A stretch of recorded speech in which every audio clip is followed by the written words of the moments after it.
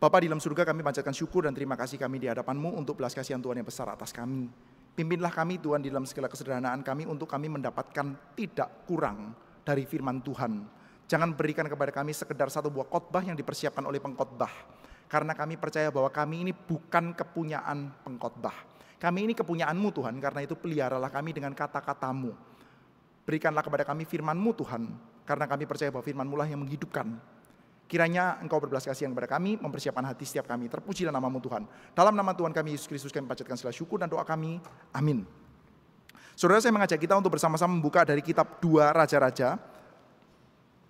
Kita akan melanjutkan pembacaan kita dari kitab Raja-Raja. Kita membuka dari 2 Raja-Raja. Pasal yang ke-21. Ya, kita akan membaca bagian Raja Manasye, saudara. Ayat 1 sampai dengan ayat 18 secara bergantian. Saya membaca ayat 1, saudara membaca ayat 2, demikian sampai dengan ayat yang ke-18. 2 Raja-Raja pasal 21. Manasye berumur 12 tahun pada waktu ia menjadi raja, dan 55 tahun lamanya ia memerintah di Yerusalem. Nama ibunya adalah Hefsibah. Ia melakukan apa yang jahat di mata Tuhan, sesuai dengan perbuatan keji bangsa-bangsa yang telah dihalau Tuhan dari depan orang Israel.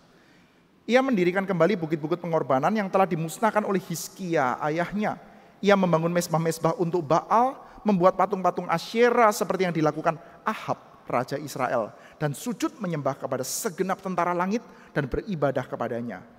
Ia mendirikan mezbah-mezbah di rumah Tuhan. Walaupun sehubungan dengan rumah itu Tuhan telah berfirman, di Yerusalem aku akan menaruh namaku.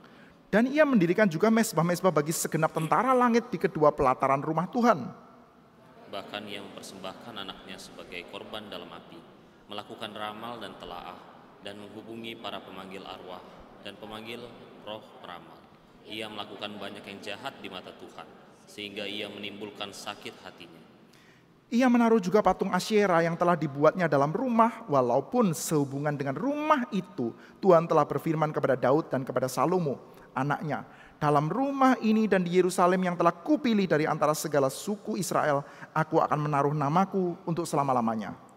Aku tidak akan membiarkan bangsa Israel lagi dibawa keluar dari tanah yang telah kuberikan ke nenek moyang mereka, asal saja mereka tetap tepat seperti yang diperintahkan kepada mereka, dan tepat menurut hukum yang telah diperintahkan kepada mereka oleh hambaku Musa.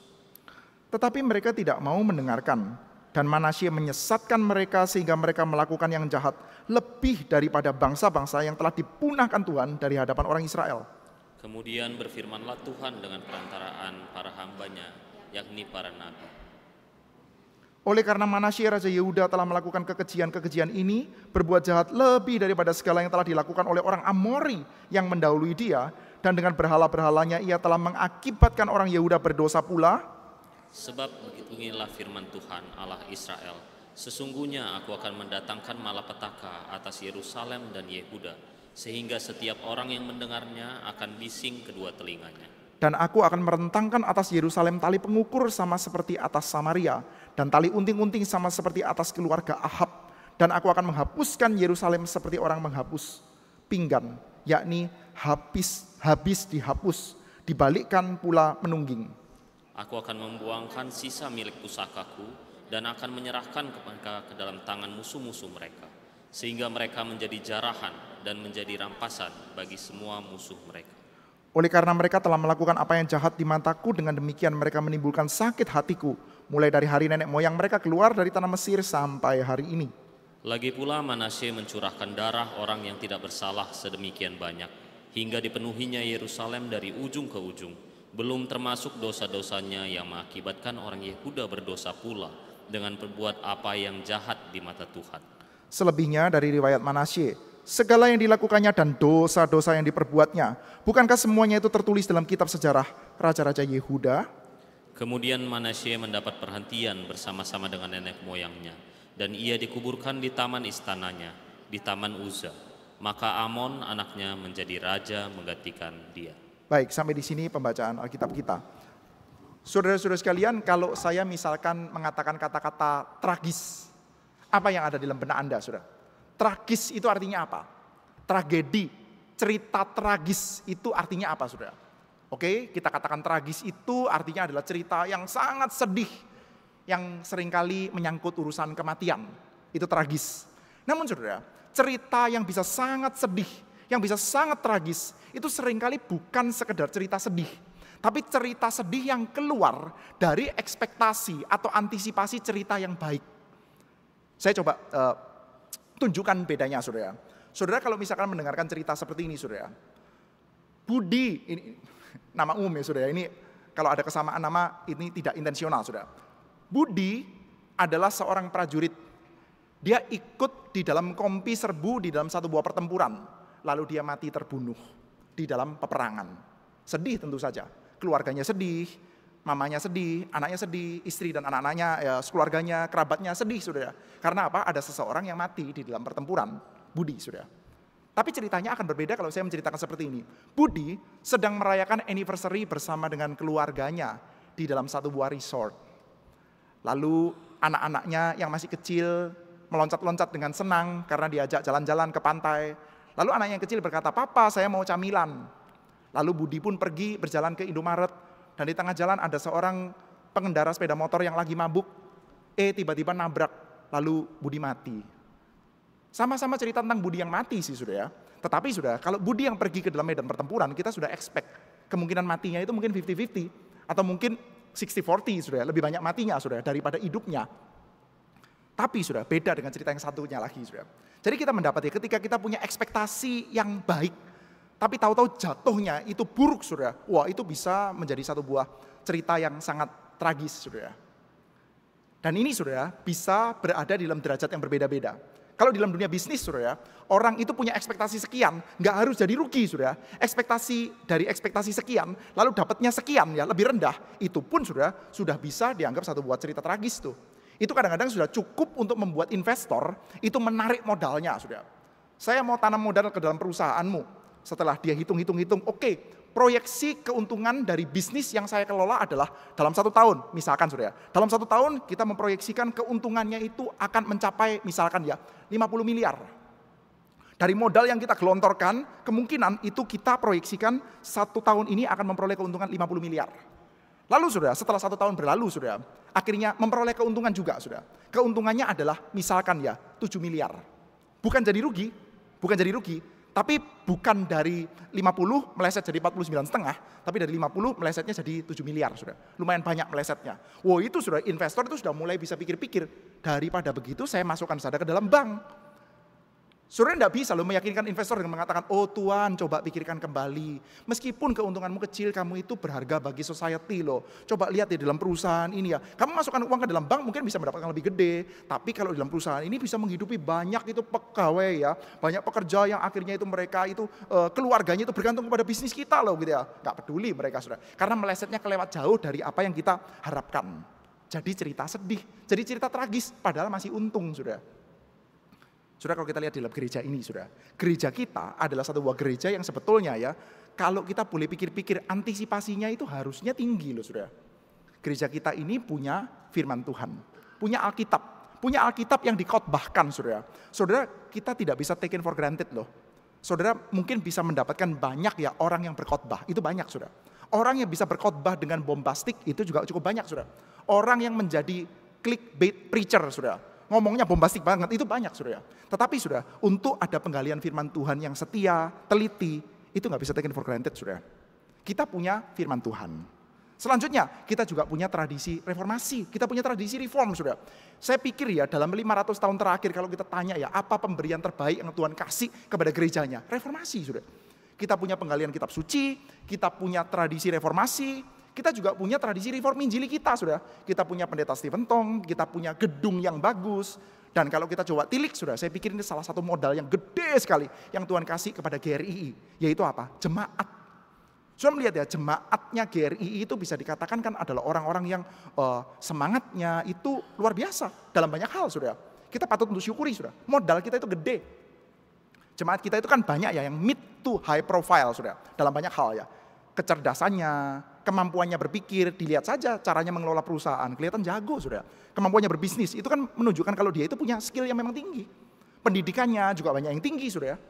Nah lalu kita pikirkan saudara, dari ekspektasi hal-hal yang besar ini ya, kira-kira gereja kita itu harusnya jadi berkat seberapa besar ya? Coba cek tuh, gereja kita, kira-kira gimana saudara? Cukup atau kelebihan atau gimana saudara? Kita boleh coba pikirkan saja saudara. Barangkali gereja kita ini boleh menjadi tragedi saudara, boleh menjadi cerita tragis. Oke sih jemaatnya memang masih kelihatan baik-baik, kelihatan oke, ibadah juga masih bisa dilangsungkan dengan baik. Tapi barangkali jauh banget dari potensi yang semestinya saudara. Oke, tapi kita akan lagi cerita Manasye saudara. Jadi ya saya tidak akan teruskan di sini saudara. Saudara Manasye, coba kita lihat ya. Manasye ini adalah seorang raja yang memerintah selama 55 tahun. Bukankah itu adalah modal yang gede banget saudara? Saudara bandingkan dengan semua raja Israel. Entah Israel pada waktu masih United Kingdom, dipimpin oleh Saul, Daud, Salomo, ataupun Israel ketika sudah divided kingdom saudara. Israel utara dan Israel selatan saudara. Kita mendapat ya tidak ada raja yang memerintah lebih lama daripada Manasye. Dan kalau kita mengikuti formulasi yang standar ya, raja yang memerintah begitu panjang, begitu langgeng. Salah satu alasannya adalah apa saudara? Ya diberkati Tuhan. Dia ini adalah seorang raja yang menerima berkat Tuhan yang sangat besar. Dia memerintah lebih lama daripada Daud, lebih lama daripada Salomo, lebih lama daripada raja yang sangat baik seperti Uzia, saudara. Lebih lama, saudara, daripada raja yang sangat kuat seperti Yerobeam bin Yoas, Yerobeam II, saudara. Di Israel Utara, saudara. Dari Hizkia, dari Yosia, dia memerintah paling lama, saudara. Jadi kita bisa katakan ya, ini adalah seseorang yang punya modal gede. Dan dia ini bukan cuman memerintah dalam jangka waktu yang panjang ya. Dia memerintah dan pernah mengalami pemerintahan bersama dengan bapaknya yang adalah Raja Hizkia, one of the best kings di antara raja-raja Yehuda, saudara. Tergantung Anda itu lihat dari perspektif mana, saudara. Kalau kita lihat dari perspektifnya penulis kitab Tawarikh, saudara, raja terbaik di Yehuda Hizkia. Kalau kita lihat dari perspektifnya kitab raja-raja, raja terbaiknya Yosia. Ya, dua-duanya oke, saudara. Dua-duanya bagus, saudara. Dua-duanya adalah raja yang terbaik, saudara. Dan Manasye adalah raja yang adalah anaknya Hizkia. Salah satu raja yang sangat-sangat baik, saudara. Dan saudara gini ya, kalau kita coba perhatikan ya di dalam kitab dua raja-raja, kita tahu saudara bahwa Hizkia itu mulai menjadi raja pada waktu dia itu usianya 25 tahun. Saya coba bacakan sedikit ya. Dalam tahun ketiga zaman Hosea bin Ela, raja Israel, Hizkia anak Ahaz, Raja Yehuda menjadi raja. Ia berumur 25 tahun pada waktu ia menjadi raja dan 29 tahun lamanya ia memerintah di Yerusalem. Saudara, Hizkia, bapaknya Manasye, ini memerintah, saudara, ketika dia itu berusia 25 tahun. 25 tahun jadi raja, lalu dia memerintah selama 29 tahun. Artinya, dia meninggal, stop menjadi raja sekitar usia 54 tahun, saudara. Nah, ketika dia itu meninggal usia 54 tahun, dia tentu saja digantikan oleh anaknya yang namanya adalah Manasye. Dan tadi kita mendapatkan catatan Manasye itu memerintah pada waktu dia usia 12 tahun. Saudara, apakah Hizkia baru punya anak Manasye pada waktu dia usianya 42 tahun? Ini matematika simpel, saudara. Nanti saudara hitung-hitungan lagi, saudara. Daripada kita lama-lama di matematikanya, saudara. Intinya begini, saudara. Dia itu usianya 54 tahun, lalu meninggal, Hizkia. Lalu anaknya yang usia 12 tahun menggantikan dia. Apakah Hizkia itu baru mempunyai anak Manasye pada waktu dia berusia 42 tahun, saudara? Saya percaya kemungkinan besar tidak. Karena apa? Tidak lazim. Anda punya anak sulung pada waktu usia 42 tahun itu tidak lazim. Baik masa kini, apalagi pada masa lalu, saudara. Kemungkinannya adalah, saudara, beberapa kemungkinannya adalah Hizkia punya beberapa anak laki-laki yang lainnya, cuman sudah meninggal. Tapi kita nggak tahu ceritanya, saudara. Cuman kalau betul-betul ada anak laki-laki yang lainnya sudah meninggal, harusnya ada problem berkenaan dengan suksesi kerajaan, saudara. Saudara bisa bayangkan, seorang raja sampai usia 40 tahun belum punya suksesor, itu kan gawat, saudara. Tapi baik dalam kitab raja-raja maupun dalam kitab Tawarikh kita tidak mendapati ada struggle tentang suksesornya Hizkia itu siapa, saudara. Seperti kayak nggak ada struggle itu, saudara. Maka kemungkinan Hizkia itu punya anak Manasye ketika dia itu usianya lebih muda. Jadi 12 tahun Manasye menjadi raja itu bukan ketika dia memerintah sendirian sebagai raja, tapi 12 tahun itu dihitung juga ketika dia memerintah bersama dengan bapaknya Hizkia. Jadi saudara, Manasye ini siapa? Manasye adalah seorang raja yang memerintah dalam waktu yang sangat lama dan dia pernah memerintah sejak usia 12 tahun sampai dia masa menjadi pemuda, saudara. Dia lihat tuh memerintah bersama dengan bapaknya yang adalah seorang raja yang sangat baik. Di dalam kitab raja-raja dicatat ya, tidak ada raja yang seperti dia. Berbalik kepada Allahnya seperti kayak Hizkia, enggak ada. Sebelum dia dan setelah dia enggak ada. Hizkia itu adalah one of the best king. Dan Manasye pernah memerintah bersama dengan bapaknya yang sangat baik itu, saudara. Maka kita bisa membayangkan, saudara, ini adalah best skenario, saudara. Saudara kalau tanya ya, skenario terbaik bagi kerajaan Yehuda ya kayak begini. Punya seorang raja yang sangat langgeng dan seorang raja yang belajar memerintah dari bapaknya yang takut akan Tuhan, saudara. Nah ini luar biasa kan, saudara. Sebetulnya ini adalah satu buah cerita yang sangat baik harusnya. Cuman ketika kita melihat, saudara, di dalam bagian yang tadi kita baca, kita mendapati ya dosa apa saja yang bisa dilakukan oleh Manasye ini, saudara. Banyak banget ya. Makanya kita melihat ini adalah salah satu cerita yang super tragis. Antisipasinya harusnya bagus banget. Pemerintahannya dia langgeng, dia memerintah dalam jangka waktu yang sangat lama. Sudah begitu dia itu belajar memerintah dari bapaknya yang adalah raja yang sangat takut akan Allah, saudara. Ini harusnya akan menjadi sangat bagus. Tetapi saudara, ternyata justru sebaliknya. Tepat kebalikan total, saudara. Kita mendapati ya, seorang penafsir ya, mencatat paling tidak saudara, ada 7 dosa yang sangat berat yang dilakukan pada zamannya Manasye ini. Tadi kita membaca, saudara, mungkin telinga kita sudah rada terbiasa ya dengan membaca dosa-dosa seperti ini, saudara. Saya coba munculkan ya, 7, saudara. Ini dari catatan seorang bernama Paul House, saudara. Yang pertama, catatannya seperti ini. Dia menyembah berhala tepat seperti bangsa yang dihalau Israel keluar dari tanah Kanaan. Saudara bayangkan ya, Manasye ini menyembah berhala kayak bangsa-bangsa yang sudah dihalau keluar dari tanah Kanaan. Jadi, ada bangsa-bangsa yang menyembah berhala, lalu dihalau keluar dari tanah Kanaan. Sekarang mereka menyembah berhala dengan cara yang sama. Kira-kira saudara, harusnya mereka ini diapakan? Ya dihalau keluar juga kan saudara. Yang pertama, yang kedua saudara, dia mendirikan kembali bukit-bukit pengorbanan. Tadinya sudah dilakukan sentralisasi ibadah Yerusalem oleh Hizkia bapaknya. Sekarang dia bikin lagi bukit-bukit pengorbanan. Yang ketiga, dia itu jatuh kepada penyembahan Baal dan Asyera. Tepat seperti Ahab. Tepat seperti Ahab saudara. Saudara kalau mau disamakan sama siapa, ya terserah lah. Saudara kadang-kadang ya kita itu bisa disamakan sama orang yang bagus, kita seneng. Kita bisa disamakan sama orang yang jelek, kita sebel. Tapi mau disamakan sama orang yang jelek seperti apapun, kalau bisa ya jangan seperti Ahab lah. Ya kan, kadang-kadang sih, wah kamu nanti kayak dia loh, gitu ya. Dia itu siapa? Wih kamu itu jahat kayak itu loh, begitu ya. Ya oke lah, itu tidak menyenangkan. Tapi kalau itunya adalah Ahab, itu paling parah lah saudara ya. Nah ini saudara, sekarang kita mendapati Manasye itu menyembah Baal dan Asyera kayak Ahab. Itu gak lebih bagus daripada kalau kita ngomong kayak Hitler gitu saudara ya. Parah banget saudara. Selanjutnya, Manasye itu bow down ya. Dia bersujud kepada semua segenap bala tentara langit. Selanjutnya saudara, dia itu mendirikan altar bagi para dewa di bait suci. Saudara bayangkan ya, suatu kali siapa saudara, ada orang cari saya di kantor saudara, ketuk-ketuk, lihat dari belakang, Pak Eko lagi berdoa, lagi berlutut berdoa. Dilihat dari belakang, wah ini adalah hamba Tuhan yang baik ya, suka berdoa. Tapi keadaan genting, ini ada jemaat yang sakit nih. Ya udahlah, kali ini tidak apa-apa. Lalu Anda memberanikan diri untuk membuka pintu kantor, lalu masuk, lihat Pak Eko lagi berlutut. Ternyata berlutut, di hadapan dia ada patung Buddha, misalnya gitu saudara ya. Di kantor, wah ini kan parah banget saudara. Itu satu hal. Saudara coba bayangkan ya, kalau ya di mimbar saya pasang patung Buddha di sini saudara. Nah itu kan on another level saudara. Saudara mendirikan altar para dewa di bait suci saudara. Ini kan kacau saudara. Selanjutnya saudara, dia seperti kayak Ahaz melakukan pengorbanan anak. Lalu yang ketujuh saudara, dia juga konsult. Dia bertanya kepada para pemanggil arwah.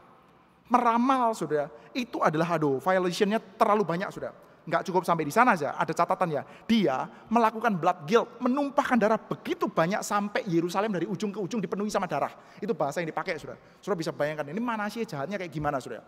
Dari ujung sampai ke ujung Yerusalem dipenuhi dengan darah saudara.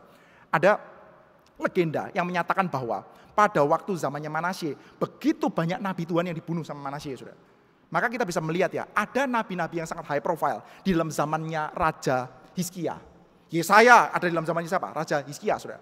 Lalu kita mendapati ada nabi-nabi yang sangat high profile di dalam zamannya Raja Yosia, itu ya cucunya dia saudara. Tapi hampir nggak ada kita ketemu aktivitas para nabi yang kita kenal di dalam zamannya Raja Manasye. Kemana mereka saudara? Dibunuh. Ada legenda yang menyatakan bahwa Nabi Yesaya loh saudara, bayangkan loh. Yesaya itu adalah Pak Tong of that day saudara. Atau lebih tepatnya mungkin kayak gini kok kurang oke ya. Pak Tong adalah Yesaya of this day, mungkin begitu saudara. Yesaya loh saudara. Yesaya itu digergaji sama dia saudara, mati badannya jadi dua saudara oleh Manasye. Ini legenda sih, kita nggak tahu ya. Tapi dalam legendanya sudah dipercayai bahwa Yesaya itu dibunuh mati pada zamannya Raja Manasye saudara. Ini kacaunya luar biasa saudara. Jadi kita melihat ya, ini cerita tragis. Ekspektasinya super bagus. Raja yang memerintah lama, di tengah tutor seorang bapak yang sangat takut akan Tuhan, sekarang jadinya melakukan segala jenis dosa yang saudara bisa sebutkan, saudara. Saudara bayangkan saja dosa apa itu dia punya, saudara. Ini dosa yang paling parah, saudara. Maka kita mendapati ini tragedi, saudara. Dan untuk tragedi itu, saudara, maka Tuhan Allah mengatakan melalui para nabi, Yehuda harus dibuang. Ukuran yang saya pakai untuk Israel, ukuran yang saya pakai untuk Samaria, saya akan pakai juga untuk Yehuda. Yehuda itu akan saya sapu bersih. Dan kalau saudara membaca ya, bagian tadi kita baca ya, saya ingin tahu saudara, kira-kira ya saudara ketika mendengarkan Yehuda akan dibuang oleh Tuhan, saudara akan merasakan, ya pastilah. Atau saudara mengatakan, kok Tuhan jahat ya? Coba ya saya bacakan lagi ya. Inilah yang dilakukan oleh Manasye. Seorang anak yang, bukan seorang anak ya, seorang raja yang memerintah selama 55 tahun dan belajar memerintah dari bapaknya yang takut akan Tuhan. Dan dia melakukan ini, saya coba bacakan ya. Lalu saudara coba cek sendiri, coba ukur sendiri menurut saudara, kayak gini nih dibuang oleh Tuhan tuh kayaknya cocok atau enggak saudara. Ia melakukan apa yang jahat di mata Tuhan sesuai dengan perbuatan keji bangsa-bangsa yang telah dihalau Tuhan dari depan orang Israel. Ia mendirikan kembali bukit-bukit pengorbanan yang telah dimusnahkan oleh Hizkia ayahnya. Ia membangun mezbah-mezbah untuk Baal, membuat patung Asyera seperti yang dilakukan oleh Ahab raja Israel, sujud menyembah kepada segenap tentara langit dan beribadah kepadanya, mendirikan mezbah-mezbah di rumah Tuhan, walaupun sehubungan dengan rumah itu Tuhan telah berfirman, di Yerusalem aku akan menaruh namaku. Lagi pula Manasye mencurahkan darah orang tak bersalah sedemikian banyak hingga dipenuhinya Yerusalem dari ujung ke ujung. Belum termasuk dosa-dosanya yang mengakibatkan orang Yehuda berdosa pula dengan berbuat apa yang jahat di mata Tuhan. Saudara kalau dengar deskripsi kayak gini saudara, maka kira-kira ya menurut saudara, pembuangan itu cocok atau enggak? Galak Tuhan galak, harusnya kayak gini diampuni. Atau saudara akan merasa cocok nih, memang harus dibuang saudara. Saya pikir saudara, reaksi kita akan seperti yang kedua ya. Ya cocok lah, dosanya ini astronomik saudara. Dosanya ini otherworldly banget saudara. Saudara kalau ada di antara saudara, saya misalkan yang katakan, saudara-saudara sekalian berdosa itu enggak apa-apa, berdosa itu baik, lakukan dosa semampu Anda. Anda enggak bisa berdosa kayak begini saudara. Ini dosa kelewat besar saudara. Jadi dengan adanya dosa-dosa seperti ini saya pikir ya, kita para pembaca akan mengatakan setuju, Yehuda itu memang mesti dibuang saudara. Dan pembuangan itu adalah penghukuman Tuhan yang memang levelnya berbeda saudara. Saudara gini, dihukum dengan pembuangan itu levelnya beda. Penghukuman Tuhan itu biasanya diberikan ketika umat Tuhan itu tidak bertindak, tidak bersikap sebagaimana identitasnya sebagai umat Tuhan. Saudara kalau punya anak kita hukum, kita pukul lah, kita hukum lah, kita ganjar apa saudara. Itu adalah karena kita menganggap dia bertindak tidak sesuai dengan identitasnya. Kamu sebagai anak saya tidak boleh melakukan ini karena itu kamu saya tabok, gitu kan ya. Harusnya anak saya nggak boleh begini, anaknya orang lain mungkin nggak apa-apa, makanya kita nggak menabok anaknya orang lain kan sudah ya. Atau sudah menabok anaknya orang lain, jangan ya bertobat ya gitu ya. Kita kan menabok anak kita karena apa? Karena kita rasa kamu nggak cocok sama standar di dalam rumah ini. Saya tabok supaya kamu menjadi cocok. Tapi beda ceritanya kalau anak kita mulai ragu, ini anak gua bukan ya? Kok kelakuannya kayak gini ya? Maka yang kita lakukan adalah apa? Pulanglah ke rumah bapakmu gitu kan ya. Kita usir sudah. Pembuangan itu seperti itu sudah. Pembuangan itu tidak sama dengan sekedar penghukuman. Kalau ada penghukuman ya Israel itu bisa mengalami wabah penyakit, bisa mengalami kelaparan, itu adalah covenantal curse ya. Yang tujuannya adalah untuk membuat mereka bertobat saudara. Tapi pembuangan itu artinya adalah seperti kayak ekskomunikasi gitu. Saudara, gereja itu kan ada disiplin gereja. Anda harus begini, tidak boleh dulu melayani, terus harus ikut PA, harus gini, ada disiplin gereja saudara. Tapi disiplin gereja itu nggak sama-sama ekskomunikasi. Kalau disiplin gereja itu artinya saudara, kita menganggap bahwa kamu umat Tuhan yang melakukan dosa harus disiplin supaya bertobat. Tapi kalau ekskomunikasi itu artinya adalah saya agak ragu-ragu ya kamu umat Tuhan atau bukan ya. Makanya nggak boleh ambil perjamuan kudus. Saya ragu-ragu ini umat Tuhan atau bukan. Kalau kita mulai meragukan keselamatan kita ekskomunikasi saudara. Ya jadi saudara, kita mendapati ya, ini seperti kayak mengalami pembuangan ya. Itu seperti kayak Tuhan itu mengatakan bahwa kamu bukan umatku. Kamu tidak boleh berada dalam tanah perjanjian. Ini tanah perjanjian adalah untuk umat perjanjian. Kamu nggak bertindak seperti umat perjanjian, maka kamu diusir keluar. Kira-kira seperti itu. Dan kita bisa katakan ya, dari daftar dosanya Manasye, maka kita bisa katakan bahwa iya cocok lah, boleh lah. Memang benar, mesti dibuang saudara. Saudara, itu memang adalah tujuan dari penulisan kitab Raja-Raja. Saudara, penulis kitab Raja-Raja ini saya pikir ya sudah cukup meyakinkan untuk menceritakan dosanya Manasye yang membuat kita itu setuju bahwa iya memang Yehuda harus mengalami pembuangan. Dan penjelasan ini memang adalah penjelasan yang meyakinkan dan merupakan salah satu tujuan penulisan kitab Raja-Raja. Saudara gini, pembuangan itu adalah satu buah peristiwa yang memang harus dijelaskan. Orang-orang Israel, orang-orang Yehuda harus menerima penjelasan kenapa kok kami mengalami pembuangan. Kenapa mereka harus dijelaskan? Dua hal. Pertama, saudara, Allahnya Israel itu tidak kalah perang. Allahnya Israel itu tidak kalah perang. Pada waktu itu kalau ada dua bangsa yang berperang, saudara, sampai akhirnya satunya kalah, lalu orang-orangnya diangkut pergi, saudara, itu seringkali yang dipercaya adalah bahwa dua dewanya ikut berperang. Kalau sampai ada satu buah bangsa yang kalah berperang, itu berarti dewamu kalah berperang. Saudara ingat kan ya, pada zamannya Raja Ahab, saudara, suatu kali terjadi pertempuran, saudara, lalu Ahab menang. Lalu tentara musuh mengatakan, dewa mereka itu dewa gunung. Coba diajak perang lagi dalam tanah datar, gitu saudara. Mereka percaya kalau mereka kalah itu berarti dewa mereka kalah perang, saudara. Maka kalau bangsa Yehuda itu akhirnya dibuang, diangkut ke Babel, barangkali Yahweh kalah perang nih. Maka mesti dijelaskan, no, bukan Yahweh kalah perang ya, bukan. Karena apa? Ini bukan Yahweh kalah perang, tapi Yahweh yang sedang membuang umatnya karena umatnya berdosa. Yang pertama. Lalu kedua, saudara, pembuangan juga perlu dijelaskan karena asumsi dasar tentang Allah Israel. Yahweh, Tuhannya Israel itu adalah Tuhan yang penuh dengan belas kasihan. Bukan Tuhan yang gampang geram. Bukan Tuhan yang senggol bacok, saudara, bukan. Tuhannya Israel adalah Tuhan yang dikenal sebagai Tuhan yang panjang sabar. Jadi kalau ditanya, kok sampai Yehuda mengalami pembuangan? Jawabannya adalah karena kebangetan. Dan saya percaya kalau saudara membaca bagian yang tadi kita baca, saudara akan setuju, ya kebangetan tuh. Masa anaknya Hizkia melakukan dosa kayak begini, ini memang kebangetan, saudara. Jadi, kalau kita membaca bagian ini, saya pikir kalau kita membacanya dengan wajar, kita membacanya dengan cukup hati-hati, saudara, kita akan mengangguk-angguk setuju. Pantes mengalami pembuangan, yang memang parah. Masa iya di dalam bait suci mendirikan altar untuk Asyera, itu kan ya kacau ya. Masa ia melakukan pengorbanan kepada anak, itu kan ya kacau banget ya. Masa dia memenuhi Yerusalem dengan darah dari ujung ke ujung, ya kan kacau banget lah ya. Masa dia melakukan pembunuhan terhadap nabi-nabi dan Yesaya itu dibunuh dengan cara digergaji, ini kan parah banget ya. Maka ya wis wajar lah, yang kayak begituan memang harus dibuang. Kelewatan memang ya, setuju lah kita, mereka memang harus dibuang, saudara. Saudara, tetapi ya, cara baca seperti ini perlu perlu kita rem sedikit, kita perlu sedikit berhati-hati. Karena apa? Karena Kitab Raja-Raja sekali lagi adalah satu buah kitab yang menjelaskan kepada mereka tentang alasan kenapa mereka dibuang. Artinya mereka sudah dibuang. Kitab ini menjelaskan kenapa sih kok lu dibuang, artinya mereka sudah dibuang, saudara. Kalau kita tidak hati-hati, kita akan membacanya sebagai orang Kristen yang baik, yang rajin ke gereja setiap hari Minggu, lalu mendengarkan cerita tentang betapa dosanya Israel. Lalu kita bisa katakan, layak lu dibuang. Memang kacaunya kayak gitu. Tetapi pembaca Kitab Raja-Raja ini ditulis bukan untuk seperti itu. Kitab Raja-Raja bukan ditulis untuk orang yang rajin ke gereja, lalu dia melihat ya, oh memang berdosa banget tuh Israel. Mana sih, aduh kacaunya, mana sih. Lu itu ya menyembah berhala deh. Tapi menyembah berhala kamu dirikan patung di dalam, dirikan mesbah di dalam bait suci itu ya parah lah. Aduh mana sih. Ya kamu berdosa deh, tapi masa ya mengorbankan anak, kemon lah. Berdosa lah, tapi masa ya bunuh pendeta. Pendetanya bukan pendeta sembarangan, Yesaya digeraji jadi dua bagian itu ya. Ini apa-apaan itu ya. Ya aduh ini kacau banget ya. Kita kan bacanya seperti itu sudah. Kita orang Kristen yang kebaik, yang setiap hari Minggu ke gereja dan mendengarkan cerita tentang betapa dosanya Yehuda yang mengalami pembuangan sudah. Tapi kitab ini tidak diberikan untuk itu loh sudah. Kitab ini diberikan untuk menyatakan kepada Israel, hei Yehuda, Israel, inilah sebabnya maka elu dibuang. Merekanya sudah mengalami pembuangan, saudara.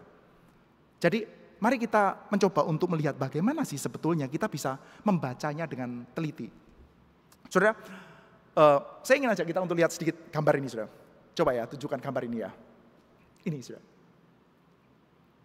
Ini adalah foto yang judulnya adalah Raising the Flag on Iwo Jima. Ini satu buah foto yang pernah menang Pulitzer Prize, saudara. Itu adalah salah satu penghargaan yang paling tinggi di Amerika, saudara. Foto ini, keren nggak, saudara ya?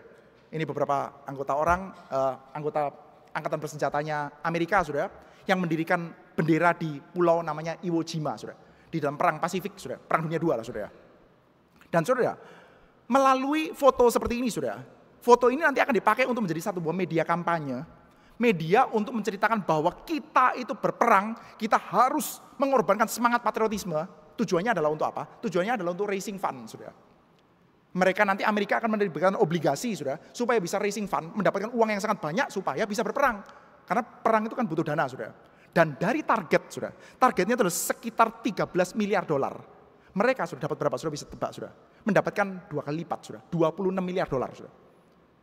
Fotonya ini foto yang memang luar biasa kan saudara. Fotonya keren sekali saudara. Saudara lihat ini rasanya kayak ada semangat patriotismenya ya. Anak-anak remaja-remaja kalau lihat ini sudah bisa rasanya kayak kepengen pergi berperang aja saudara. Kayaknya kalau daftar ya, saya daftar mau ikut wajib militer. Supaya apa? Bisa berperang ya, menghabisi orang-orang Jepang itu ya. Di Pulau Iwajima itu musuh-musuh ya, poros ya, blok poros ya. Jepang, lalu Jerman. Saya ingin habisi mereka semua, saya ingin pergi berperang. Tapi nanti kamu bisa tertembak mati lah. Saya tidak takut kan, begitu sudah. Gara-gara lihat foto ini sudah. Tapi sudah. Ketika gara-gara foto ini, Anda sudah beli obligasi, curahkan uang sangat banyak, lalu beberapa anak muda sudah, anak-anak 17 tahun, 18 tahun, mulai mendaftarkan diri sudah itu ikut wajib militer. Akhirnya mereka pergi ke dalam medan laga. Lalu setelah itu mereka jadi Rambo gitu sudah. Tembak-tembakan jadi sangat jago, penuh dengan keberanian. Ya enggak sudah. Patriotismenya langsung sirna sudah begitu Anda itu harus tidur di dalam liang-liang galian sudah. Lalu setiap hari sudah Anda mendengar cing cing cing cing gitu ya. Duar. Lalu ada samping teman-teman Anda itu ngompol, Anda yang teriak mama, mama. 18 tahun sudah. Anda jangan bayangkan seperti dalam film-film perang sudah ya. Orang nggak pernah pergi berperang, nggak pernah pegang senjata sudah. Latihan 2 minggu atau 3 minggu sudah. Tahu-tahu dikirim di medan perang sudah. Sama ketemu sama orang-orang Jepang sudah pegang bayonet sudah tusuk orang. Lalu mayat dari teman kita dimakan tikus sudah. Waduh, itu beda banget sudah. Fotonya bohong nggak bohong. Ini betul-betul racing flag di Iwo Jima. Iya sih, meskipun ya ada pencitraannya dikit-dikit, ada kontroversinya lah sudah. Tetapi kita tahu sudah, picture dengan kita itu mengalami langsung tuh, nggak sama sudah. Saudara, orang-orang Israel, orang-orang Yehuda, ketika mereka membaca kitab Raja-Raja ini, mereka mengalami. Mereka tahu bahwa kami adalah orang-orang yang dibuang. Kami bukan mengamati dari jauh, berdosanya kayak gitu ya, aduh parah tuh, layak tuh dibuang. Mereka adalah orang-orang yang mengalami pembuangan itu. Mereka sadar bahwa mereka adalah orang yang berdosa itu, dan kenapa mereka dibuang, alasannya, dan mereka membaca ini saudara. Jadi saudara, kita melihat ya, kalau kita mau membaca bagian ini dengan tertib, dengan baik ya. Saya pikir kita perlu untuk berpikir dengan lebih ekstra ya. Untuk melihat bagaimana sih kita itu juga menjadi orang-orang yang tidak imun terhadap dosa-dosa sedemikian. Sudah gini ya, balik lagi ya. Kalau kita ngomong tentang jemaat kita lah, jemaat GRII, saudara sendiri lah, saudara kita semua lah, jemaat GRII. Saudara membayangkan kita ini ya, gak usah dinasihati kayak begini saudara. Gak usah dinasihati untuk jangan berdosa. Kalau kita mau khotbah standar sudah ya. Manasye berdosa. Gini sudah. Ini saya coba pakai ya. Terapkan sedikit khotbah standar. Ia melakukan apa yang jahat di mata Tuhan sesuai dengan perbuatan bangsa-bangsa yang telah dihalau Tuhan dari depan orang Israel. Ia mendirikan kembali bukit-bukit pengorbanan. Saudara-saudara sekalian, jangan mendirikan bukit-bukit pengorbanan ya. Lalu saudara, saya lanjutkan ya. Ia membangun mesbah-mesbah untuk Baal, membuat patung Asyera, seperti yang dilakukan oleh Ahab, Raja Israel. Sujud menyembah kepada segenap tentara langit dan beribadah kepadanya. Saudara-saudara sekalian, jangan beli berhala. Jangan sujud menyembah berhala ya. Jangan membeli berhala terus Anda sembah-sembah, jangan ya. Ia memenuhi Yerusalem dengan darah, saudara-saudara sekalian. Jangan membunuh orang ya. Saudara, kira-kira gimana saudara mendengarkan ini ya? Yo pastilah, ya jelas lah. Siapa sih yang bisa melakukan dosa seperti ini saudara? Saudara coba bayangkan ya, jemaat kita yang paling buruk sekalipun sudah bisa nggak melakukan dosa seperti ini? Cobalah saya kasih Anda waktu 15 detik ya. Coba bayangkan, jangan jemaat kita yang terbaik. Coba bayangkan di dalam gereja ini ya, Anda bayangkan orang yang Anda rasa paling buruk. Coba 15 detik. Udah stop lah saudara. Daripada kita mulai cari-cari siapa yang lebih buruk daripada saya gitu ya. Jangan saudara. Kita nanti jadi self-righteous saudara ya. Justru itu saudara. Itu dosanya Manasye saudara. Yang membuat dia itu bisa jatuh ke dalam lubang yang besar. Yaitu apa saudara? Secara tidak sadar saudara, kecongkakan self-righteousness itu mulai masuk saudara. Kita mengingat ya, Hizkia, bapaknya dia adalah raja yang baik. Minggu lalu saudara, kita sudah bersama-sama melihat dia. Hizkia adalah orang yang dicatat dalam kitab suci sebagai raja yang sangat baik. Dia mengikuti perintah Allah, dia berdoa dengan penuh kuasa saudara. Dan kita melihat ya, ketika dia berdoa dengan sungguh-sungguh di hadapan Tuhan, Tuhan tolong. Dan pertolongannya itu enggak kira-kira saudara. Yesaya itu datang kepada Hizkia, mengatakan, kamu akan sakit, kamu akan mati. Lalu dia berdoa dan mengatakan, Tuhan ingat, saya sudah melakukan apa yang benar di hadapanmu. Tolong berikan kesembuhan. Yesaya belum keluar, balik lagi. Tuhan sudah dengar doa lu, kamu akan sembuh. Tandanya apa? Tandanya adalah jam penunjuk waktu sudah. Penunjuk waktu yang dibuat oleh bapaknya sudah. Itu bayangannya berputar ke belakang. Itu seperti kayak bumi diputar gitu sudah, diputar kebalik sudah. Dan Orang-orang Babel pun sudah sampai mendatangi dia, saudara, lalu mengatakan bahwa, wih hebat sekali yang terjadi ya. Memang itu terjadi, saudara. Pada zamannya dia dikepung sama Sanherib, saudara. Berdoa sungguh-sungguh di hadapan Tuhan, saudara. Setelah itu 185.000 pasukan Sanherib mati dibunuh malaikat, saudara. Saudara bisa bayangkan, saudara. Itu terjadi pada zaman Hizkia, saudara. Dia adalah orang yang memang disertai oleh Tuhan dengan sangat ajaib. Dan Hizkia ini adalah orang yang takut akan Tuhan. Saudara, minggu lalu kita sempat lihat ya. Setelah dia disembuhkan oleh Tuhan, dia bikin puisi. Puisinya ada di dalam kitab Yesaya, saudara. Dia menyanyikan pujian untuk Tuhan. Puji Tuhan, Tuhan sudah menolong aku. Puji Tuhan, Tuhan sudah melepaskan aku dari jurang maut. Puji Tuhan, Tuhan sudah menolong aku. Saudara, tapi saudara, setelah sekian lama di dalam kitab Tawari dicatat ya, dia menjadi congkak. Dia menjadi angkuh. Dia tidak memberikan kredit itu kepada Tuhan secara semestinya, saudara. Tapi dia taruh kreditan dalam diri kita sendiri, saudara. Saudara, dalam dirinya sendiri. Kalau kita lihat di dalam kitab Raja-Raja ya, nggak ada catatan loh tentang Hizkia menjadi angkuh, nggak ada. Nggak ada catatan tentang Hizkia menjadi sombong, Hizkia itu menjadi tinggi hati, nggak ada, saudara. Tapi justru itu, saudara. Tinggi hati itu seringkali memang merayapnya diam-diam. Gak perlu ditunjukin terang-terangan. Hizkia tinggi hati, gak perlu. Tinggi hati itu memang seringkali itu tidak muncul di hadapan kita seperti itu, saudara. Dia bukan dosa yang tampil di depan secara terang-terangan, saudara. Beda ya dengan kalau saudara itu mendapati saya di rumah pelacuran gitu kan, ketahuannya langsung, saudara ya. Saudara mendapati saya lagi nyolong gitu ya, lagi tertangkap basah gitu ya. Dibuka CCTV, lagi nyolong nih, buka berangkas bisa gitu, saudara. Ya ketahuan, saudara. Tapi saudara, kalau lagi sombong, itu gimana caranya tahu, saudara? Kita raja-raja, saudara, mencatat, saudara. Tanpa ada catatan tentang Hizkia itu yang sombong, angkuh, dan lain sebagainya. Nggak ada catatan itu, saudara. Tapi dari kitab Tawari kita tahu, saudara, bahwa dia itu angkuh. Dia itu menjadi congkak. Dan nggak ketahuan. Itu sekedar creeps in pelan-pelan, saudara. Dan ketika dia itu mulai merambat pelan-pelan, saudara, hidupnya Hizkia sebagai raja yang takut akan Tuhan, kita tahu, saudara. Dia adalah raja yang disertai Tuhan, takut akan Tuhan, berdoa dengan sungguh-sungguh di hadapan Tuhan. Tapi kita nggak pernah ketemu catatan Hizkia bertobat kepada Tuhan. Hizkia minta ampun di hadapan Tuhan, nggak ada tempat itu. Hizkianya versi raja-raja nggak ada tempat untuk itu, saudara. Berdoa, iya. Disertai Tuhan, iya. Menangis di hadapan Tuhan, iya. Minta ampun di hadapan Tuhan, nggak ada tempat. Bertobat dari dosanya, nggak ada tempat, saudara. Karena apa? Nggak ada jarak dengan Tuhan. Saya disertai Tuhan kok. Saya berdoa, Tuhan tolong kok. Setiap kali apa yang saya lakukan disertai oleh Tuhan kok. Saudara coba bayangkan ya. Kalau di dalam gereja ini, saudara sering mendengarkan saya bercerita. Lalu saya berceritanya seperti ini, saudara puji Tuhan ya. Kemarin KKR di sana. Aduh, kita jalan buntu, humas ditutup di sana sini. Tapi setelah KKR, Tuhan kirim begitu banyak orang datang berbondong-bondong. Gak tahu juga loh ini orang-orang dari mana. Dan setelah itu ketika firman Tuhan diberitakan, mereka sungguh-sungguh mendengarkan dengan atentif. Lalu mereka menangis, sungguh Tuhan beserta dengan kita. Saudara, ucapan seperti ini, saudara, biasanya akan diikuti dengan kata apa? Puji Tuhan. Puji Tuhan ya saudara sekalian, puji Tuhan, Tuhan beserta kita. Mari kita bersyukur. Kata-kata seperti ini tidak diikuti dengan mari kita bertobat akan dosa-dosa kita. Mari kita bertobat dari kesalahan-kesalahan kita. Enggak, saudara. Maka saudara lihat ya, kalau di dalam gereja kita, saudara mendengar banyak cerita-cerita yang seperti itu, kita memang boleh mengatakan puji Tuhan, saudara. Cuman jangan lupa ya, kita perlu untuk punya ruang untuk bertobat. Kita perlu punya ruang untuk mendatangi Tuhan dengan mengatakan, Tuhan kasihanilah aku orang berdosa ini. Saudara, kita itu at the first place mendatangi Yesus. Yesus yang kita datangi itu karena apa sih? Karena kita mendatangi Yesus yang mengampuni dosa. Kita adalah orang-orang berdosa yang membutuhkan pengampunan dari Tuhan Yesus. Yang menanggung dosa kita dengan cara mati, dengan cara yang paling ekstrim karena kita itu dosanya besar. Kita disertai oleh Tuhan secara besar-besaran, iya. Anugerah Tuhan besar di antara kita, iya. Tetapi saudara, ketika bagian itu nggak muncul atau nggak pernah muncul, saudara, itu kita melihat ada bahaya yang mengintip, saudara. Maka ya, kita melihat ya, bapaknya Manasye, Hizkia, itu adalah orang yang dalam banyak hal dia mengatakan puji Tuhan, puji Tuhan. Mulai umur 12 tahun dia memerintah bersama dengan bapaknya. Dan lihat bapaknya disertai Tuhan, disertai Tuhan, disertai Tuhan. Seolah-olah yang namanya Tuhan dengan Hizkia itu sudah gak ada jarak, saudara. Hah, Tuhan? Kawan aku itu. Begitu, saudara. Gak ada jarak, saudara. Maka, saudara mengharapkan takut akan Tuhan, gentar kepada Tuhan, ya sulit. Saudara, saya agak khawatir ya kalau di dalam jemaat ini ya, saudara. Di dalam jemaat gereja ini, saudara, kita susah untuk merasakan takut akan Tuhan, saudara. Yang harusnya takut sama Tuhan itu gereja-gereja sebelah itu loh. Teologianya teologi sukses, nanti pendetanya dihakimi oleh Tuhan. Kan gitu kan, saudara.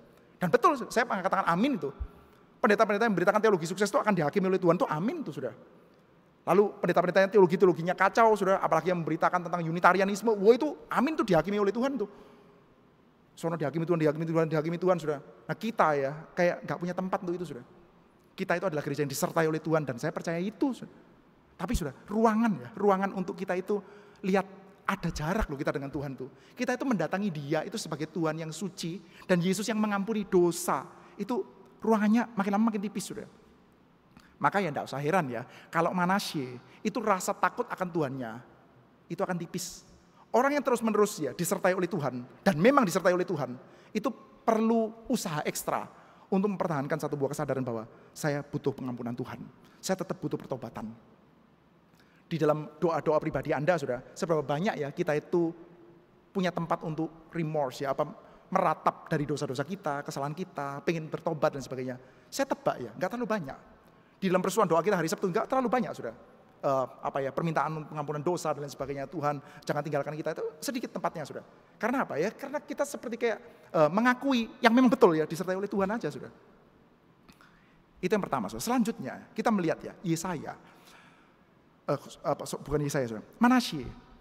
Manasye ini ya hidup di dalam keluarga yang mengenal Tuhan, mencintai Tuhan, banyak berbicara tentang Tuhan, tetapi saudara, dia juga melihat ya secara perlahan-lahan bahwa apa yang digembar-gembarkan oleh hamba Tuhan, yaitu Yesaya, ternyata nggak sepenuhnya terjadi.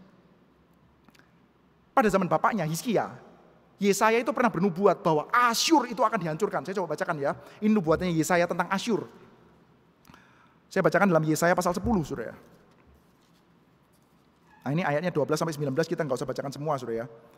Saya bacakan beberapa saja, saudara. Ini nubuatan Yesaya tentang Asyur.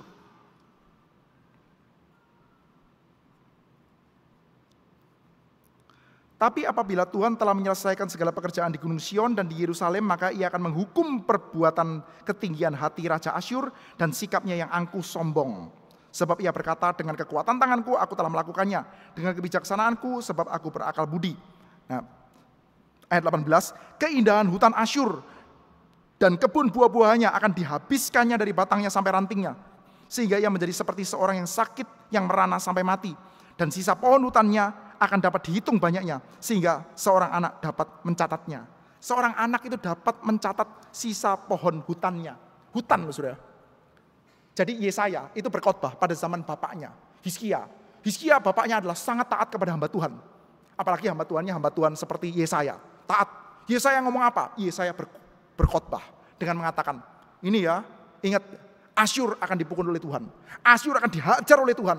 Bahkan kalau kamu pergi ke hutan itu tempat yang paling banyak pohonnya. Kamu pergi ke hutan, ngajak anak kecil itu bisa menghitung dengan jarinya jumlah pohonnya ada berapa. Asyur akan dihabisi oleh Tuhan. Lalu Hizkia mengatakan, amin. Yesaya mengatakan amin.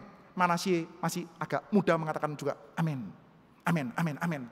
Setelah bapaknya mati sudah, Hizkia mati, Manasye sudah memerintah sudah. Setelah itu Asyur, gimana sudah? Asyur memang si Sanherib akan mati, tapi setelah itu digantikan sama anaknya sudah, Esarhadon. Pada zamannya Esarhadon, Asyur kuat banget sudah. Anaknya Esarhadon, Asyur Banipal, kerajaan Asyur juga kuat banget.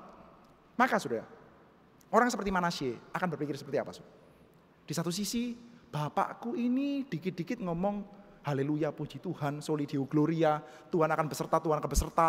Mendengarkan banget ucapan hamba Tuhan itu, hamba Tuhan besar itu ya Yesaya. Tapi yang diucapin itu yang melesetnya ya banyak.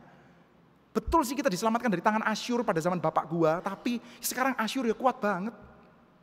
Maka sudah, kepercayaannya kepada Tuhan mulai terdegradasi, turun sudah. Dan kita tahu sudah, kemungkinan pada zaman bapaknya dia, pada zaman Hizkia, ketika dia melakukan reformasi agama besar-besaran, saudara, dia tidak sepenuhnya mendapatkan support. Karena apa, saudara? Karena ada yang dirugikan. Saudara, pada zamannya Hizkia, dia itu merobohkan bukit-bukit pengorbanan. Ibadahnya itu sentralisasi Yerusalem semua. Maka Anda bisa bayangkan, akan ada banyak para imam pedesaan. Imam dalam daerah-daerah jauh, saudara, yang akhirnya kehilangan pekerjaan. Karena kalau mau mempersembahkan korban mesti ke Yerusalem. Cabang-cabang itu enggak ada. Sudah bayangkan ya. Bayangkan aja misalkan GRII, semua cabang ditutup. Semua kalau ibadah mesti ke pusat. Kira-kira sudah akan ada banyak pendeta yang nganggur kan ya. Ya kira kita bisa bayangkan banyak pendeta yang nganggur sudah. Pendeta yang nganggur ini sudah akhirnya ya jadi enggak terima sudah. Kita mendapati ada banyak imam-imam pedesaan yang akhirnya kurang bisa support dari kebijakannya Hizkia sudah. Kalau sukses sih masih oke, tapi masalahnya Esarhadon kuat banget, Raja Asyur. Asyur Banipal kuat banget sudah. Maka sudah mereka sudah imam-imam Yahweh loh, imam-imam Tuhan pun bisa banyak gak setuju. Dan juga bahkan nabi-nabi di luar circle-nya Yesaya bisa nggak setuju juga, saudara. Maka mulailah, saudara, tebarkan sedikit berita-berita pahit tentang Yesaya, beritakan berita-berita pahit tentang ya keimaman atau bahkan tentang agama Yahudi itu sendiri, saudara. Saudara bisa bayangkan ya, kalau di dalam GRII ya, saudara mendapati ada satu buah usaha yang dilakukan secara besar-besaran ya, mengatakan bahwa reform Injili gitu ya. Tapi apa yang dikatakan, apa yang dijanjikan, ya banyak yang meragukan, terus meleset di sini dan di sana. Lalu ada hamba-hamba Tuhan yang tidak terlalu menonjol ya, bukan orang pusat lah saudara, tidak terlalu menonjol. Lalu juga ada beberapa penatua-penatua dari cabang yang mungkin pernah sakit hati saudara ya, pernah dimaki-maki sama Pak Tong, saudara, lalu sakit hati mengatakan gini. Jadi kalau nggak GRI masuk neraka nih. Kalau nggak GRI masuk neraka lah. Gereja cuma GRI, seluruh dunia gereja cuma GRI kan. Nah itu mulai muncul cuman seperti itu. Nah itu nanti gesernya pelan-pelan saudara. Nanti pelan-pelan akan mengatakan, jadi kalau nggak Kristen masuk neraka nih. Kalau nggak ke gereja masuk neraka, ya udah saya masuk neraka, saya anak neraka kan. Kamu sih orang surga, kamu kan pemegang kunci surga kan. Orang GRI, orang Kristen. Pelan-pelan sudah, seperti itu sudah. Itu yang terjadi sudah, kemungkinan besar terjadi dengan dirinya Manasye. Dia lihat bapaknya, setiap hembusan nafasnya puji Tuhan, setiap hembusan nafasnya soli Deo Gloria sudah. Tetapi sudah, nggak ada jarak antara dirinya dengan Tuhan, nggak ada jarak. Seperti kayak nggak ada tempat untuk saya bertobat, nggak ada tempat untuk saya itu meratapi dosa-dosa saya, kesalahan saya, nggak ada tempat. Dan apa yang dijanjikan kelihatan muluk-muluk, kelihatannya pelan-pelan nggak terjadi, sudah. Maka sudah kita mendapati itu bisa terjadi, sudah.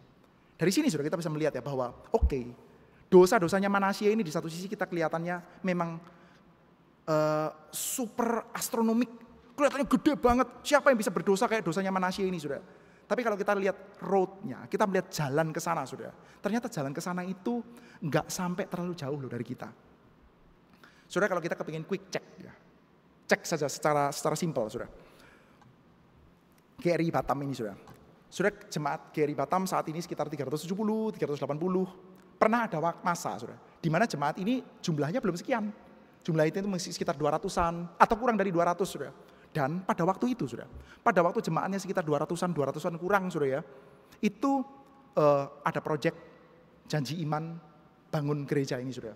Saya lupa angkanya berapa, sudah. Kalau saya tidak salah 30 miliar lebih atau berapa, sudah. Sudah angka murah itu, sudah. Lalu berminggu-minggu, sudah sampai berbulan-bulan ya. Pergi ke Singapura, setiap kali Pak Tong ke Singapura, pergi Singapura. Lalu gambar-gambar gitu, pulang lagi. Lalu cek dan recheck sampai macam-macam, sudah. Berjuang habis-habisan, sudah. Sampai akhirnya gereja ini berdiri, sudah. Kurang dari 200 orang. Atau 200-an orang gereja ini berdiri, sudah. Lebih dari 30 M. Sudah bisa bayangkan ya, dari 200 orang ya, bayangkan ya, kira-kira ya. Kalau kita cuman ukur secara finansial belaka ya, finansial doang ya, dari 200 orang ya, kira-kira berapa orang yang bisa kasih persembahan lebih dari 500 juta? Dari 200 orang. Jangan kali 500 juta. Dari antara jemaat kita sekarang pun sudah, yang bisa kasih persembahan lebih dari 100 juta, kira-kira banyak enggak? Lu gedungnya 30 M bisa jadi, 30 M lebih bisa jadi. Artinya sudah, kita bisa mendapati dari orang yang tidak terlalu banyak itu ya, dedikasinya luar biasa loh. Dedikasinya luar biasa, sudah. Tapi sudah, coba lihat ya, dari orang-orang yang dedikasinya luar biasa itu ya, coba ingat-ingat ya, ketika anak Anda mulai remaja, mulai pemuda, kira-kira ya punya dedikasi yang mirip dengan kita atau jauh betul, sudah. Ini quick check saja. Kita ada dalam gereja yang terus-menerus memberitakan firman Tuhan, kita punya tradisi reformasi yang baik, kita punya role model yang baik, tapi coba cek sudah generasi penerusnya kita. Sekarang generasi penerusnya saya belum terlalu kelihatan, tapi saya agak ndredeg juga sudah dalam hati, sudah. Generasi penerusnya kan masih kecil-kecil, sudah. Coba bayangkan setelah menjadi pemuda remaja, Anda melihat ya, generasi penerusnya Anda itu ya lebih berapi-api daripada Anda, karena mulai kecil kan sudah dipupuknya firman Tuhan gitu ya. Mulai kecil ikut sekolah minggu, diajar sama guru-guru sekolah minggu yang bagus-bagus. Kira-kira sudah, harusnya kalau kita hitung-hitungan matematis ya, harusnya kan semangatnya double dibandingkan kita, sudah. Tapi kita lihat, loh, kok enggak ya? Apa yang terjadi itu? Apa yang missing? Biasanya sih cepet-cepet yang kita jadikan kambing hitam itu kan medsos ya. Wah, anak zaman sekarang kebanyakan lihat medsos gitu ya. Anak zaman sekarang itu gara-gara globalisasi, gara-gara kebarat-baratan, sudah. Barangkali ada hal yang lain loh. Jangan kita cepet-cepet salahin medsos, sudah. Coba bayangkan andai kata medsosnya itu di-uninstall semua.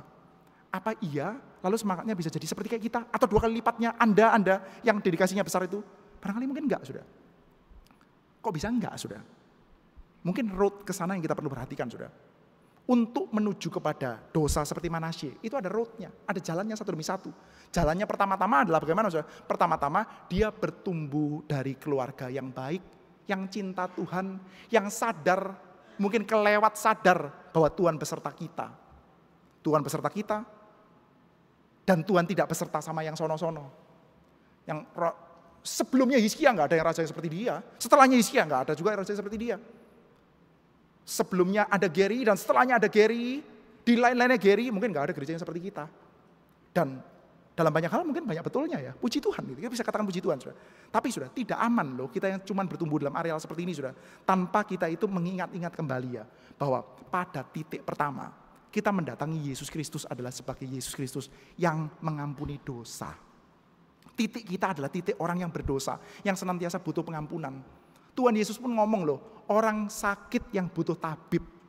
Kita kalau nggak menyadari kita itu sakit ya, kita nggak butuh tabib, sudah, kita nggak butuh lagi Tuhan Yesus. Atau Tuhan Yesus sudah kadung jadi kawan aku ini. Sudah senantiasa kita peluk-pelukan sama Yesus terus sambil jadi mana lagi nih. Saya mesti pelayanan di mana lagi nih. Lu sertai ya, lu sertai gue pelayanan rajin lah. Gitu ya, sudah kayak jadi teman aja sudah. Kayak nggak ada lagi ruang bahwa saya mendatangimu karena saya orang sakit, saya butuh tabib, saya orang berdosa. Kita patut untuk bersyukur di hadapan Tuhan. Kalau ada janji Tuhan yang Tuhan genapkan dalam kehidupan kita. Kita patut bersyukur kalau ada penyertaan-penyertaan Tuhan yang sangat nyata di dalam kehidupan kita, dalam kehidupan gereja kita. Kita patut untuk bersyukur, saudara. Tapi jangan lupa bahwa kita senantiasa ada di dalam sepatu orang-orang berdosa yang layak menerima penghukuman Tuhan. Tetapi Tuhan ampuni. Kita adalah orang-orang yang senantiasa boleh berkata, Kyrie eleison, saudara. Tuhan, kasihanilah aku, kasihanilah kami. Kita mendatangi Yesus sebagai orang yang butuh pengampunan, butuh pertobatan, sembari kita mensyukuri untuk setiap langkah-langkah penyertaan Tuhan yang Tuhan berikan kepada kita, saudara. Ini adalah road yang real, saudara. Dosa Manasye kelihatan sangat jauh banget, tapi ada jalannya menuju ke sana, saudara. Dan kalau kita lihat ya, sedikit demi sedikit jalannya itu kayaknya mulai kita tapakin, saudara. Kita mulai lihat jejaknya itu kok mirip, saudara. Kita better stop kan ya, kita better berhenti dan kita cepat-cepat bertobat saja sebelum kita masuk ke dalam jalan yang sama, saudara. Kiranya Tuhan menyertai setiap kita. Mari kita bersama berdoa di hadapan Tuhan.